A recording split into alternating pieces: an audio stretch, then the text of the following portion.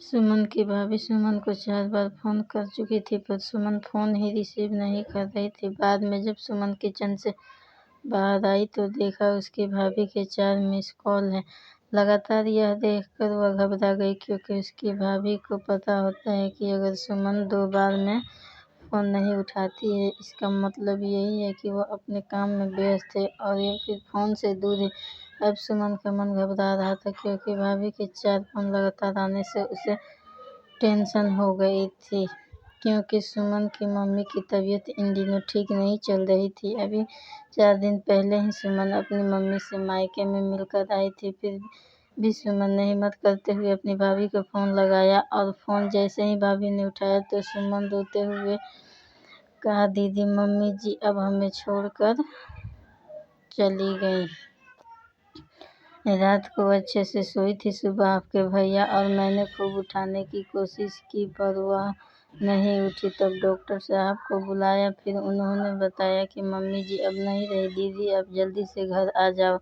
इतना सुनते ही सुमन की आंखों से आंसू आ जाते हैं। पापा तो पहले ही छोड़कर जा चुके थे और अब उसकी माँ भी नहीं रही। सुमन तो बिल्कुल बेहाल हो चुकी थी। अब सुमन ने रोते रोते यह बात संजय उसके पति को बताई, तो संजय ने उसे संभाला और उसे जल्दी से कार में बिठाकर मायके ले गया।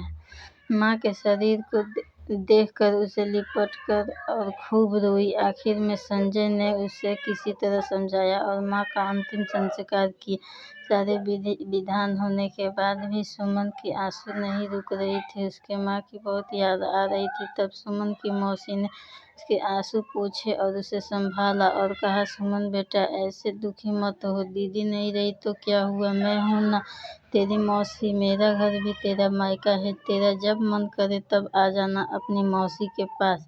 वैसे कहते भी है ना, मौसी माँ जैसी होती है। बेटी मैं तेरा दर्द समझ सकती हूँ, क्योंकि तेरे पापा तो पहले ही तुझे छोड़कर जा चुके हैं और आज दीदी भी चली गई। कहते हैं ना, माँ के जाने के बाद तो लड़कियों का मायका ही छूट जाता है या भाभी नाम के लिए रिश्ता होता है, क्योंकि मायका तो माँ से ही होता है। सुमन भी मन ही मन सोचने लगी कि शायद मौसी ठीक ही तो कह रही है, और वह अपने मौसी से लिपट कर जोर जोर से रोने लगी और कहने लगी, क्या मौसी, मेरा भी मायका अब नहीं रहा।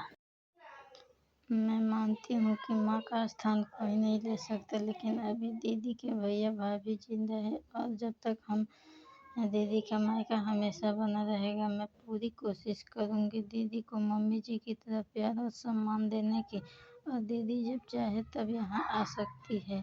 यह घर कल भी उनका था और आज भी उनका है। मौसी जी, मैं भी एक बेटी हूँ और मेरा भी मायका है, और मैं अच्छे से जानती हूँ कि हम बेटियों के लिए मायका कितना महत्वपूर्ण होता है। मौसी जी, आप दीदी को अपने घर जरूर बुलाइए, पर उन्हें अपने भैया भाभी के प्यार से दूर मत करिए। तभी मौसी ने कहा, बहू आज के ज़माने में तेरी जैसी सोच रखने वाली भाभी बहुत कम मिलती है, मुझे माफ़ कर दे, मैंने सुमन को गलत राह दिखाई।